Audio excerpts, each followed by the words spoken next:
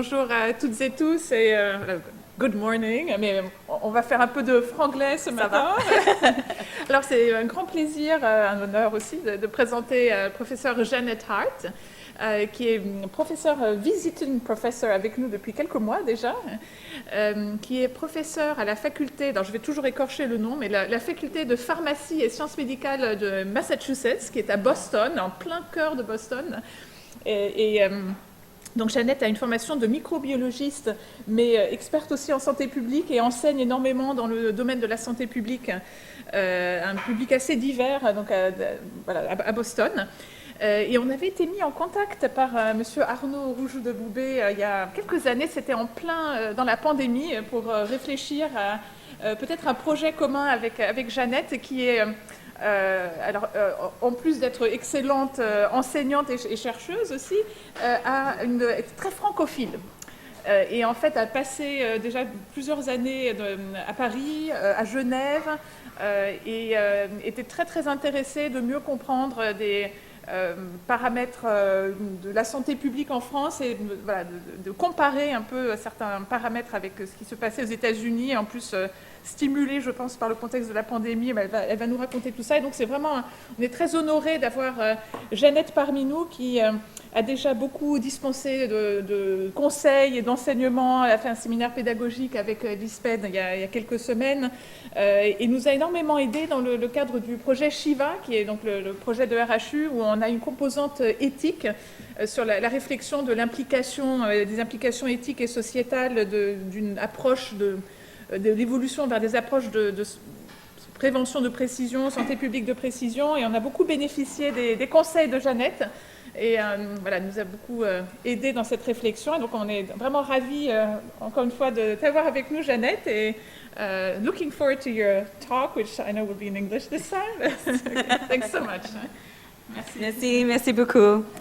Thank you for inviting me to speak today. Thank you for letting me do it in English also. Eventually, I will get enough confidence to perhaps give a research talk in French, one of my goals in life. I wanted to talk to you today about one of my favorite subjects, which is the connection between science communication and public health.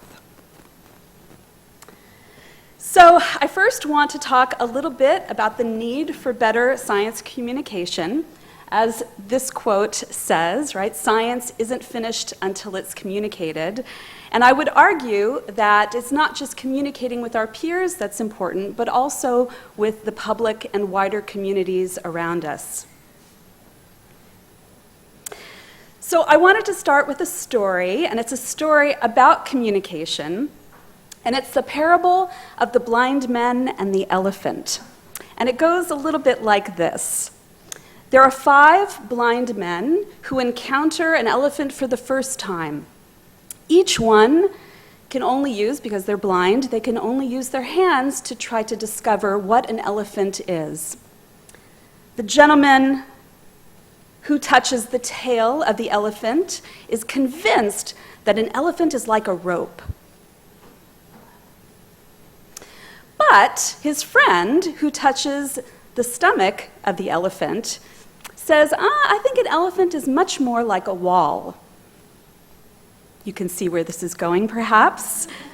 The one that touches the ear thinks that an elephant is like a fan, the trunk, a snake, and finally, the poor gentleman touching the leg of the elephant, the trunk-like leg of the elephant, thinks that an elephant is like a tree.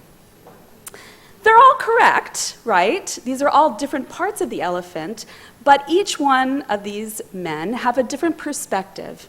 And it's only when you step back and look at the entire elephant that you really start to understand it. Now, this is how I felt and what I thought about a lot during the last 3 years of the COVID pandemic. And instead of different men touching an elephant, it felt like there were many different voices, important voices, voices that had a lot of expertise, but it was really when you brought together all of those voices that you got a full picture of the pandemic and, of course, what we could hopefully do to improve morbidity and mortality. But, as we all know, there were some problems, including, right, the complication of having a global pandemic of a brand new virus in a time where social media dominates. And we can't ignore, of course, the influence of social media. So I'm going to try to provide some good arguments for why we can try to engage in better science communication in general, but also with respect to social media. So I have many stories about growing up in San Francisco. This is my hometown. And I have a lot of happy memories from growing up here, but also some sad ones.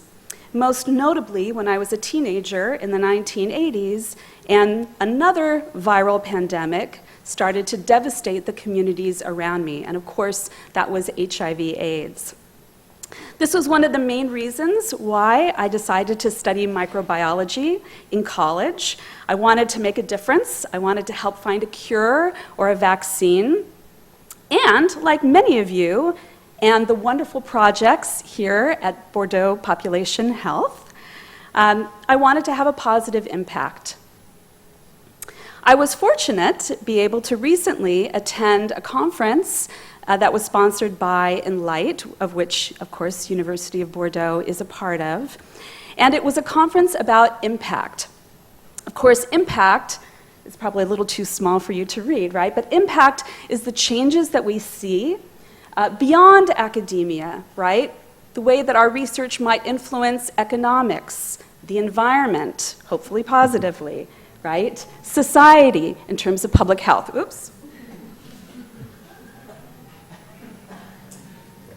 Okay, I just impacted the,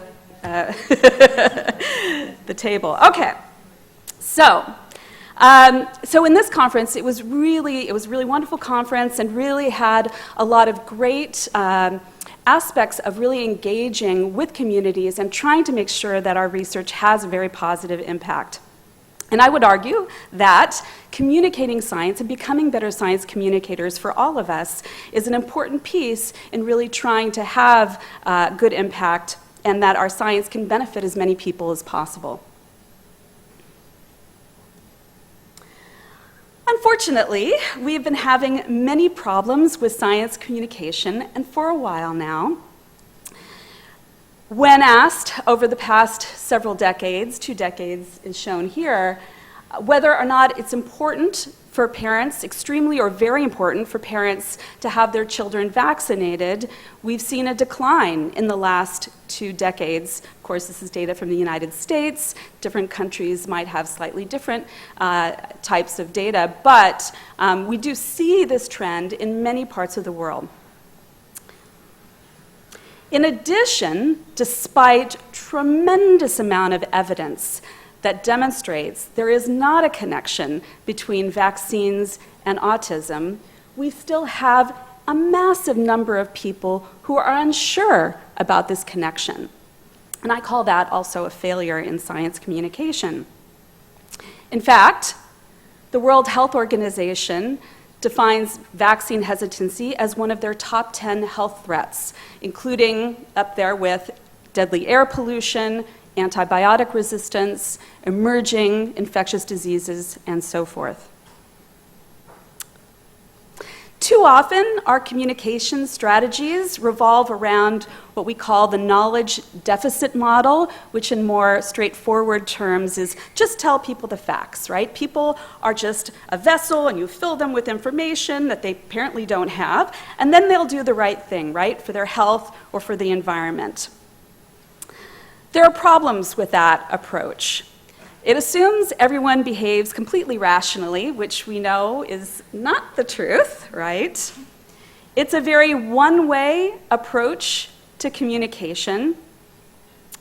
There's no consideration of context, right? Explaining to people, for example, risk versus benefit of taking a particular vaccine. And it's also quite outdated in the internet era when anybody, pretty much, can look up just about anything, whether it's true or not, on their smartphones. Just because people might be science literate does not necessarily mean that they will be supportive of science or supportive of public health initiatives.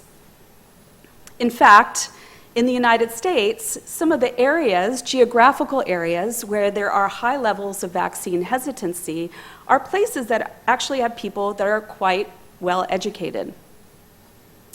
So how do we approach perhaps a different way of science communication? Well, I think we need to change our mindset. We shouldn't assume people are just uneducated, and if you tell them information that they will take the right steps for their health. We have to be respectful of people's own opinions and perspectives, which can often differ from our own. We do, of course, need facts, and we need to be able to communicate facts, but we also have to give people context with a bit of empathy, and engage in dialogue, right? Not just one-way communication, but really answering people's often very legitimate questions about different kinds of public health initiatives, including things, as a microbiologist, that I'm concerned about, which is vaccine hesitancy. When scientists communicate, we suffer a little bit when it comes to stereotypes, how the public perceives us.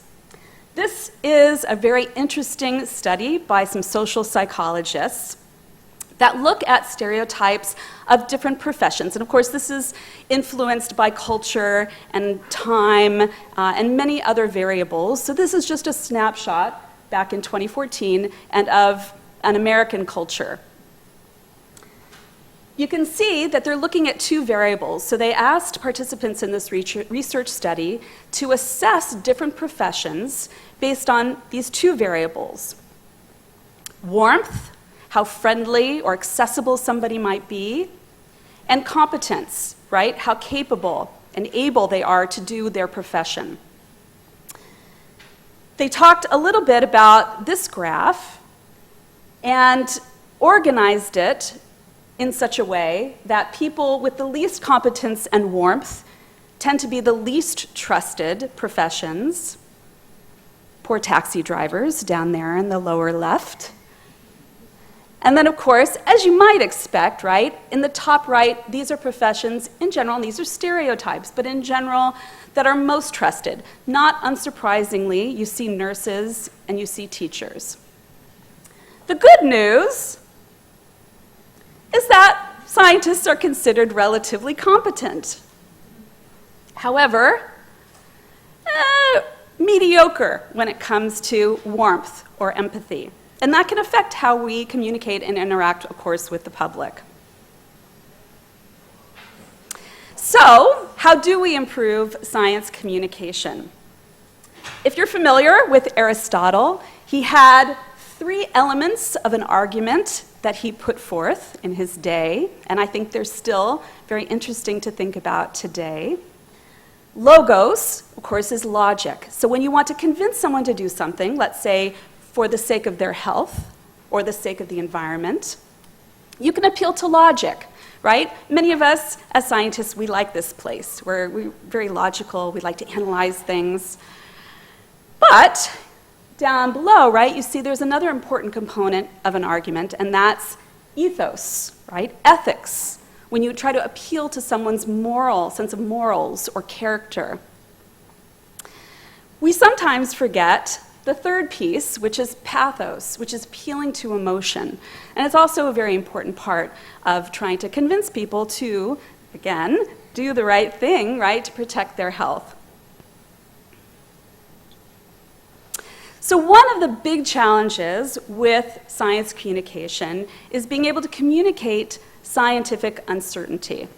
Now, of course, we are used to that, right? We're used to uncertainty. We're used to debate and changing our hypotheses, hopefully, right? When new data is revealed.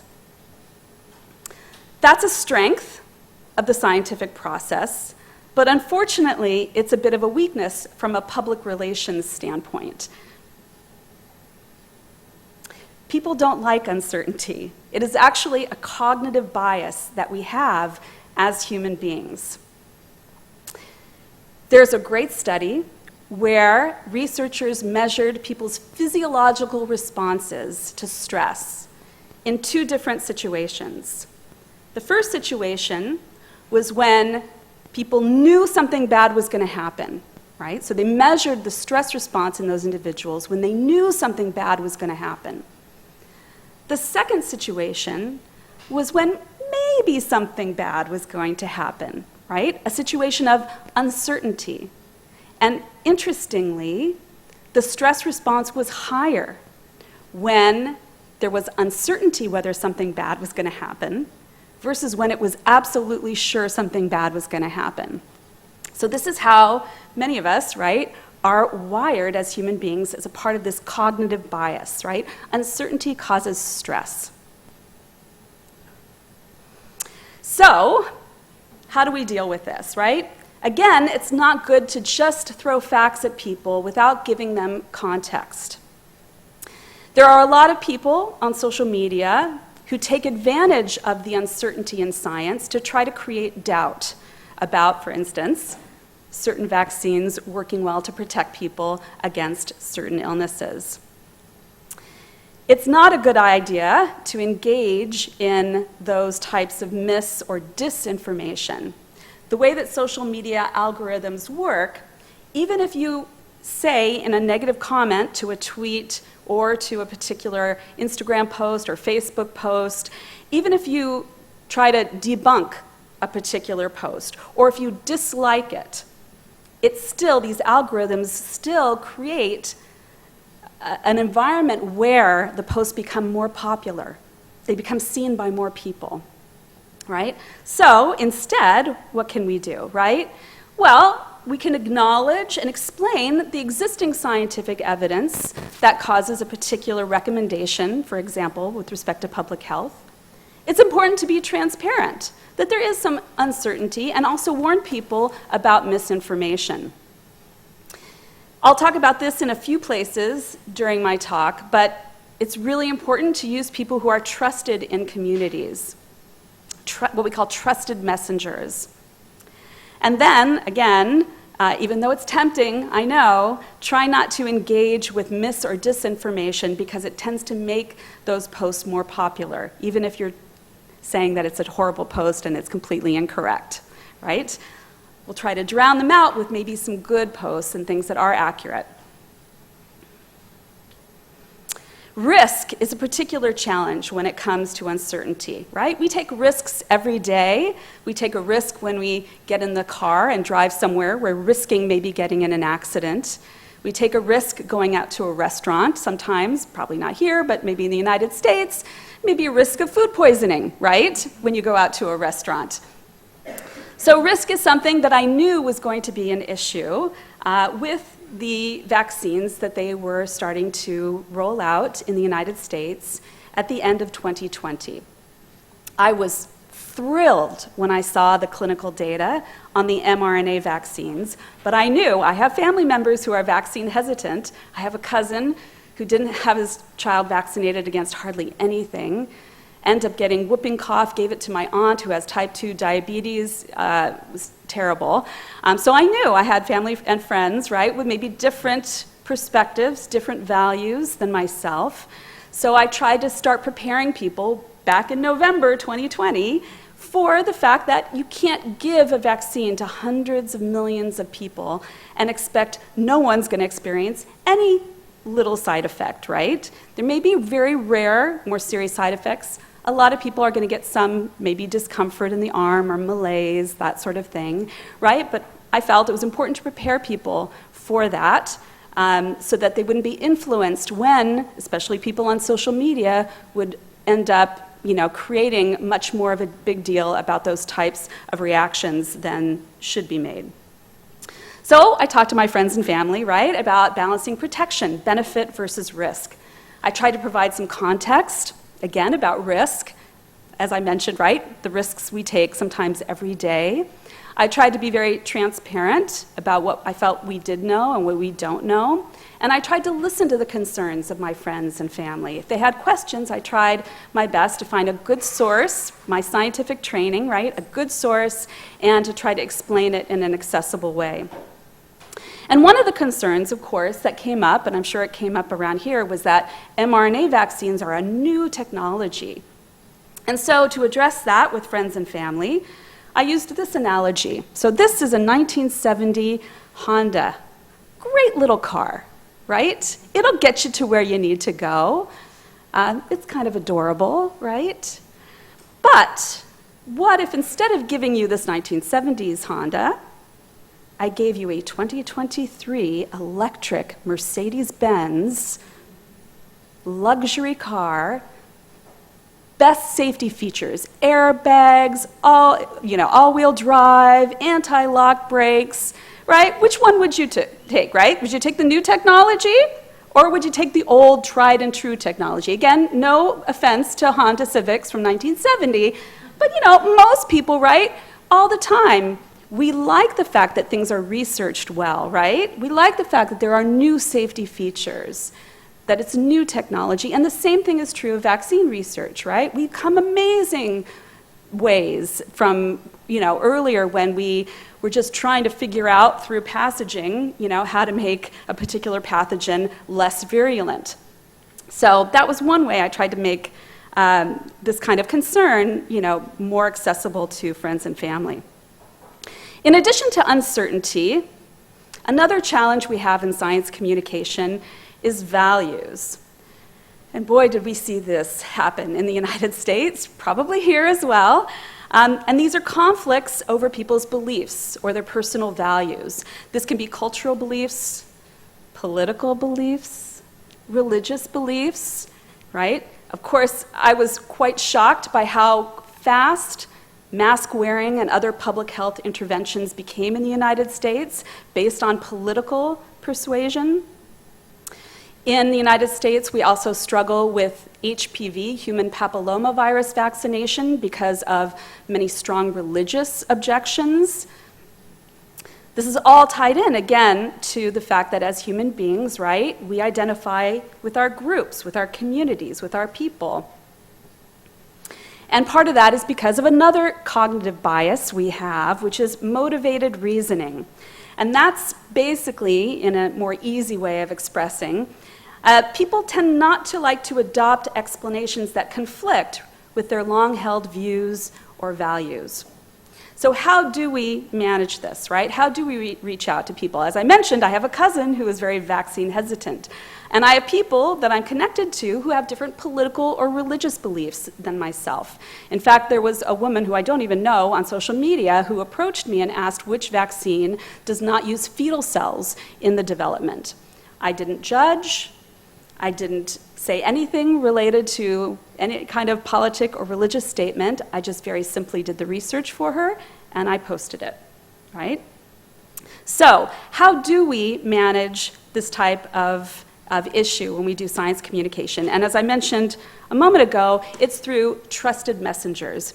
This is from a campaign in Australia, and the public health officials in Australia had noticed, not so unlike certain places in the United States, but there were places in Australia where there were communities that had certain kinds of values that they shared. In particular, communities that were very much about natural living, using cloth diapers instead of plastic diapers, right? Eating healthier foods instead of processed foods.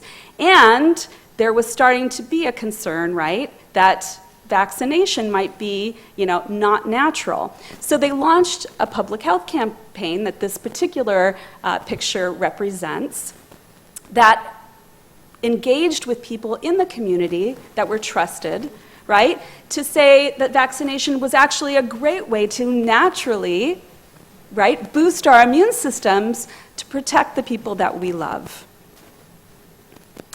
In addition to values, and related to values, right, I talk about trusted messengers, so trust, very important, right? Unfortunately, there are many communities that have good reason not to trust scientists or healthcare providers. We have a long and very sad history of medical racism in the United States. This is a newspaper article that describes the Tuskegee syphilis study, which for years was done by the public health officials in the United States, where they left young African American men untreated, despite available treatments, untreated for syphilis, and thus, of course, able to spread it to loved ones and develop very serious consequences of syphilis infection, including tertiary syphilis and so forth. And this was done by scientists in the United States not so long ago. This is not like, the 1700s or anything. This was recent. So trust is something that we have to work harder as scientists to earn and not just expect from various communities. And while this was something from the 20th century that happened, the ripple effects of this kind of research still exist in the United States today. There is a very deep disparity in life expectancy according to ethnic background in the United States. There are disparities with respect to life-preserving efforts and access to medical treatment, educational opportunity disparities, access to safe housing disparities.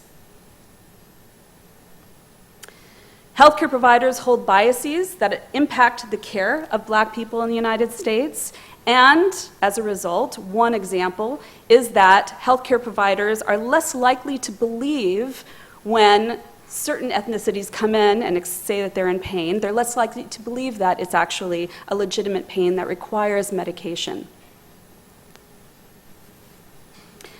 And this is something that has gotten even worse in the last few years as an unintended ripple effect of the pandemic, and that in the United States, right, developed country with high socioeconomic status, Black women are more likely to die during childbirth, with statistics that are worse than many other developed nations. So, now that I've depressed you, sorry, I get depressed too with all those statistics, all those links or research papers. How do we make it better, right? Let's be hopeful and try to make things better by really trying to address, in some ways, I think this relationship between values and disparities is something to consider. Of course, right, we could create an entire year-long course exploring the ways we can make this problem better. So I'm just, in one slide, going to make some generalizations. One, right, of course, we need to improve diversity in research. That includes not just the people who do research, but the people who benefit from research, have access to the outcomes of research, and who participate as research subjects. Of course, trust, as I mentioned, is very important. This idea of trusted messengers, people with shared values that can be in different communities, right? I'm a trusted messenger for my family and friends, but not for, everybody, and that's okay. I don't need to be. I have no desire to be an influencer on social media, but, I do want to help my friends and family. And of course, the importance of dialogue, really taking people's questions and concerns seriously. So, as Stephanie had mentioned, I've been fortunate enough to try to support, in my own small way, the Shiva Project and some of the wonderful work, research work that Victoire Madeleine did as a part of her internship. And in the Ethics Advisory Board, right, based on this wonderful research that Victoire did, we really tried to explore some of the different dimensions of precision public health. And you can see here that a lot of these themes exist, including up at the top, right, more equitable risk communication strategies, giving people more autonomy and control over their health information and what they can do to improve their health, right? Of course, we need to also protect against things like genetic discrimination, as I mentioned up at the top, right, trying to have much more diverse participation in databases that we use for our research, which I know is quite a common thing here at BPH. And then, very close to my heart, really trying to broaden access to the outcomes of research, right? Again, that impact that we can have with research.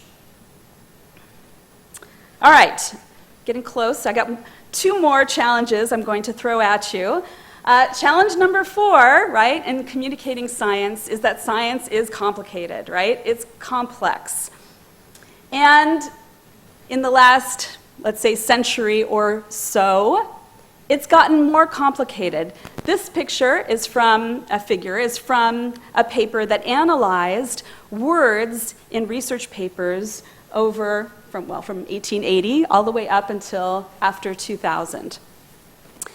In red, those are words that are just commonly used. Anybody on the street would be familiar with those words. And you can see the number of common words that everybody can understand has gone down, right? While the amount of science jargon and science-specific common words have gone up, right? So it's getting harder and harder without a background in science to understand science as it's published or communicated. In addition, right, this is a figure about paper citations, right? There's an immense amount of scientific papers, which is wonderful, right? I mean, it's great. There's so many different fields of science. There's lots of science being done all over the world, but the majority is never cited, right? It's not true in BPH, I'm sure, okay? But it's extremely hard for science journalists, let alone the public, to understand what's good science and what's not so good science. You know, what's important? What do I need to pay attention to? And what is maybe not as important?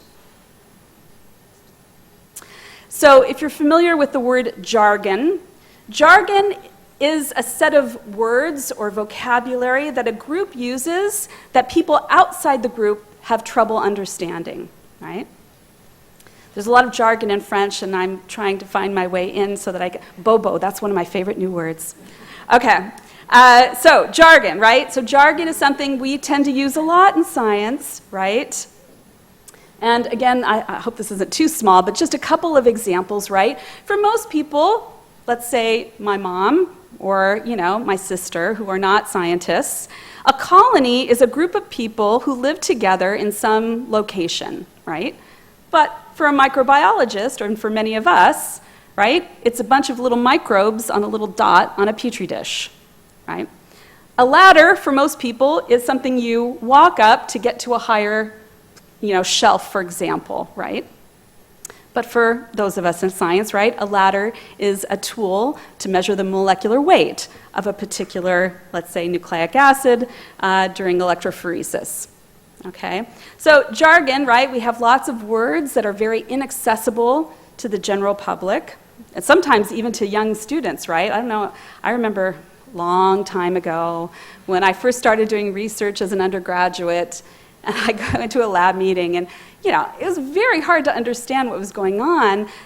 Even though I spoke the same language as everyone, there was a whole nother language, right? The language of science that I had to learn and was very difficult to learn. All right, so how do we make this better? Well, of course, we need to try to translate or distill language. Analogies are a great way of doing that. When there were some discussions, right, about antibodies waning or going down, you know, months out from your vaccination doses to protect against COVID, I thought a little bit about how to explain this to my friends and family. So I shared with them that B cells are like the Navy, and antibodies are like torpedoes, right? So the Navy tries to protect you before the viruses make it to shore inside of your cells, right? So the Navy, really important. Torpedoes, right? Antibodies, they're important, but there are other parts of the immune system that I tried to explain that we don't always measure in some of the scientific studies that have gone on, but are very important. For instance, T cells. So if the viruses do make it to shore, get into our cells, right? T cells are like the army that will help protect us from getting hospitalized and hopefully getting very seriously ill from COVID. Another interesting way to address complexity in science and communication is a concept called nudging. And a nudge is a physical cue that influences people to behave in a certain way. Hopefully, right, a nudge is something we can do to encourage people to do some healthy behaviors. I'll give you some examples. We like basketball in the United States, right? So this is a nudge.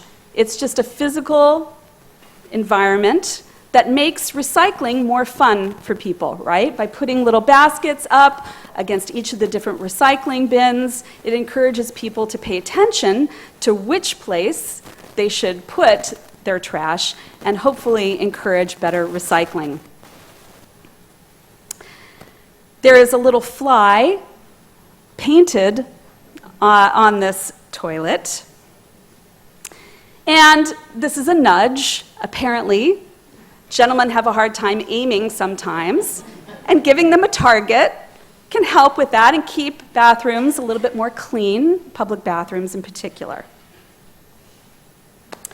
Numbers, right? Numbers, we know numbers get very complicated in science.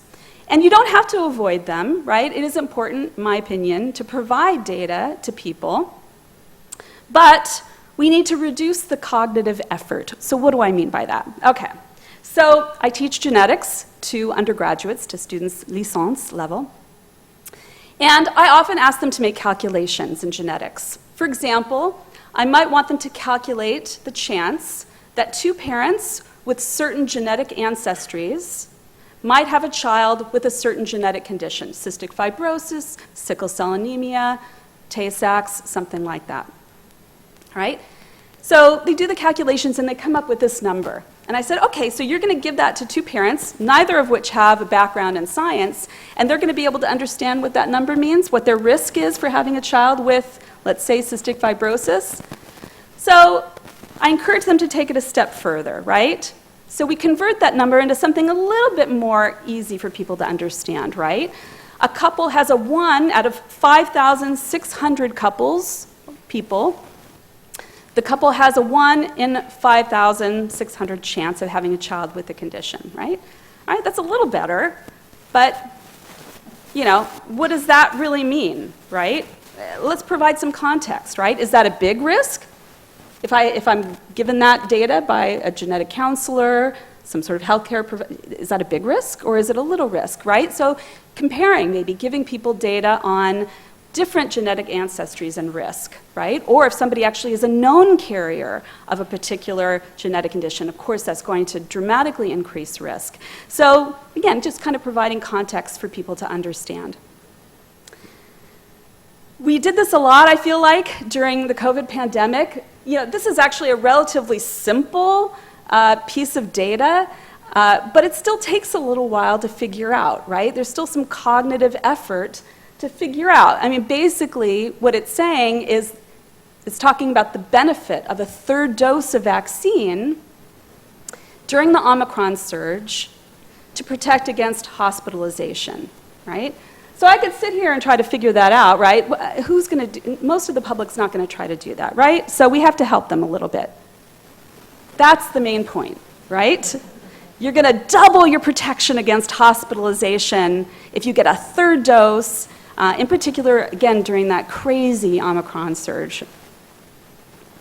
All right, the last part of my talk is a big challenge, the last challenge, and that is social media.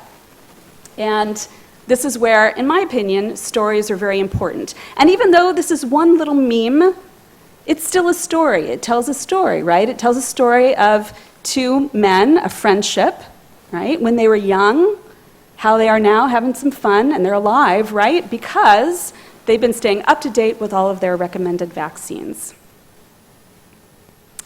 So, social media, I'm not the social media generation. I am a learner. My kids, my students help me to learn about social media. Of course, I'm on the social media that all the old people are on. Apparently that's Facebook, at least for Americans. I don't know how it is here. But I've been trying really hard with the help of my students of delving into some other social media. I completely avoid Twitter. I admit it, I'm a coward. It scares me, especially even after Elon Musk has decided to meddle with it. But, right, it's also a very powerful communication tool. But we have a lot of problems with misinformation, in particular, not just with vaccines, but with a lot of different public health issues. In fact, there are people who actually financially profit from putting out mis and disinformation, mostly disinformation, right? Hopefully you understand the difference. When I say misinformation, it's things that are incorrect, scientific, things that are incorrect when it comes to science, but they aren't necessarily communicated in a way that's trying to cause problems, right? It's just maybe somebody made a mistake or they had a misconception. Disinformation are people that are purposefully trying to manipulate the public, again, often for financial gain. And it's shocking how few people do this and create a tremendous amount of problems. Over 90% of the disinformation that's out there on social media, anybody want to guess how many people are actually involved in the great majority of mis and disinformation? About 10 people. 10 people. But they have employees that put stuff out on the internet and they profit from it, right? In particular, there's one, I loosely call him a physician because I don't know what his credentials exactly are, but apparently he's a doctor. And the way that he profits is by sowing or by creating a lot of doubt about vaccines, and then presents his natural medications, right, that people can buy and profit from. So over here is an excellent resource. I don't know if anyone is familiar with the Center for Countering Digital Hate. Really amazing organization. And they actually had spies that went in at the beginning of the COVID pandemic and listened to some of the conferences that these anti-vax people were having about how to really take advantage of the pandemic to profit from it and to really try to undermine vaccine confidence. And this particular playbook outlines that and also outlines some of these strategies. As I mentioned, I know it's hard sometimes, but ignoring that stuff on social media and instead really trying to lift up and like the things that we know come from reliable sources. And I'll talk more about that in a moment. So social media, right, takes advantage of the way that we process information. Now, those of us in science, in general, maybe it's a stereotype, I don't know, but in general, right, we like more central information processing. I love to really carefully scrutinize information, really think really in depth about important issues, right? I like to, don't we all, right? We like to really examine the argument, look at all the data before drawing a conclusion, right? We really try, when we're thinking very thoughtfully with our central information processing, to really look at the strength of the argument and not be influenced by miscellaneous cues, right? So this is a very controlled, effortful, deductive, kind of rule-following way of thinking, right? Which we try to do in science. The problem is, social media does not take advantage of that, right? 15-second video, one image on Instagram, 20-second video on TikTok, right? Very quick types of peripheral information processing that we do, right? It's less cognitive effort. You don't have to really think when you're, you don't necessarily want to really think, right, when you're looking at social media on your phone. The problem is, right, we tend to base judgments on messages rather than on the cues of the message, rather on the true merit of a message. Right? This is more uncontrolled thinking. It's effortless, and more unconscious, right? And this is where various biases can also come into play. For instance, social media loves to take advantage of our confirmation bias that we have, a cognitive bias we have as human beings. And the way I like to describe this is, I like to look at things that make me feel good, right? But I don't like to look at things that challenge my beliefs or my values or my sense of identity. So when you like things on your phone, right, you know about cookies, you know about what happens when you like and dislike things, right? It's recording all this information, right? So it's going to give you more of the things you like and less of the things you dislike. Sounds good, right? Problem is, if I'm anti-vax, right? I'm going to like all the messages that are anti-vax and dislike the ones that are promoting vaccination. So I'm just going to keep getting more and more of the thing that confirms my original, unfortunately, dangerous and mistaken beliefs. Social media also takes advantage of complexity bias, right? There's a saying, apparently, in medicine, when you hear hooves, think horse, not zebra, right? So if you are a physician at CHU, at the hospital right across from here, and someone walks in with flu-like symptoms, you don't immediately assume they have Ebola, right? They probably have the flu or something that, of course, provides flu-like symptoms.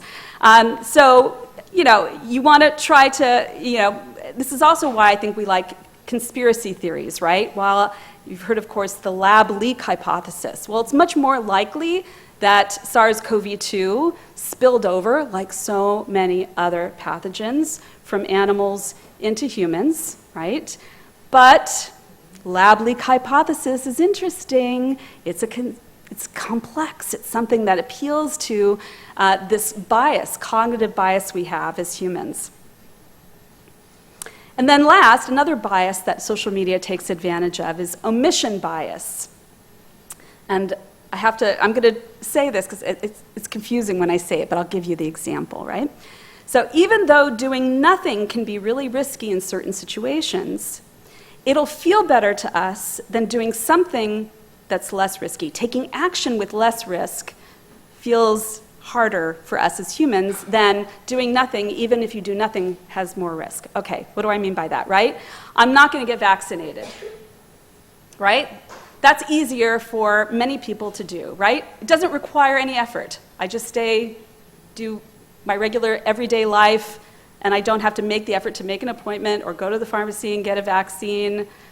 So that to me can feel a lot better than doing something like going to get vaccinated, even though we all know, right, getting vaccinated against horrible pathogens is less risky than doing nothing. But we have this bias where it feels better to be inactive, to be passive, to omit doing something than it does to actually take action.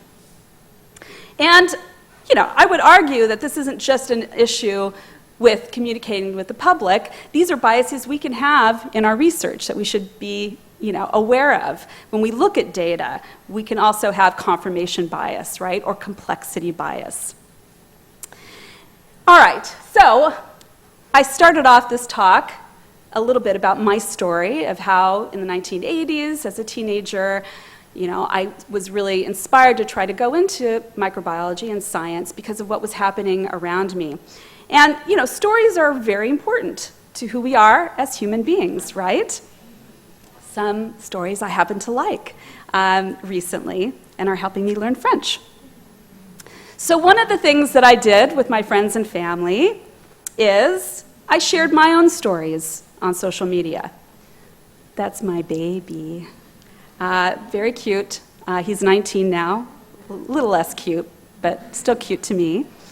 Right? And I shared, and this is absolutely true, when my kids were little, I was so happy I could protect them from nasty diseases like polio, measles, meningitis. However, I was less successful at protecting them from spaghetti sauce and yogurt and other things that were all over his face.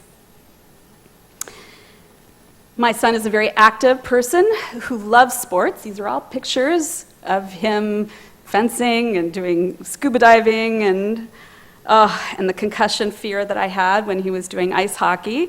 But I shared because I want to keep him healthy and active, and I want him to be able to hug his grandparents. He got an mRNA vaccine, despite the fact that we know, right, at 19 with no comorbidities, he was probably at relatively low risk, not zero risk, but some low risk for severe complications from COVID. I also tried to help my students learn how to share stories. They, again, helped me to learn a little bit about social media, and I tried to help them learn about what good sources were and how to communicate effectively. We shared together why you should trust a scientist who changes their mind when new data is presented to them. Here's a couple of post we did on Instagram where one of my students, Henning, is a big fan of the Marvel movies. So he did an infographic that made some analogies between the bad guys in the Marvel movies and variants, right? Viral variants. We also didn't just talk about SARS-CoV-2 and COVID. Of course, you know, polio, Mpox, flu, a lot of different types of topics that we tried to explore and understand a bit more together, how to find accurate sources, how to communicate them effectively to try to improve public health. Before anyone gets too worried, though, there were rules when we put things on social media. Number one rule, don't contradict public health authorities. Okay? Don't criticize, There are places for that. I'm not saying you should never criticize, never, question, but in my opinion, that's best done in a professional setting, not in the public on social media, for example, right? At scientific conferences, seminars, lab meetings, you should absolutely be questioning things and challenging things and getting your questions answered. In a public setting, I feel like that's not a best practice, okay? Also, another couple of rules. We explained the science, we didn't tell people what to do. I shared what I had done, right? I had my child vaccinated against SARS-CoV-2, but I didn't tell people that they had to do it, right? So I explained the science, again, like the analogy of, Army and Navy and your B cells and your T cells, or, new technology. We are in cars that have great new technology, and we don't question, the safety of those cars. I was always very honest. We were honest about uncertainty. We shared stories, but also credentials. All my social media accounts have my degrees and where I got them from. And then probably one of the most important things, in my opinion, was really trying to use diverse sources and groups of people rather than individuals, right? On social media in particular, there are a lot of egos, even well-meaning people, if you don't have, look, like, this is why we have lab meetings, right? So you can talk to your peers and, if you have a misconception, get it corrected, right? Or give people new ideas. So I'll show you some of the storytellers we used.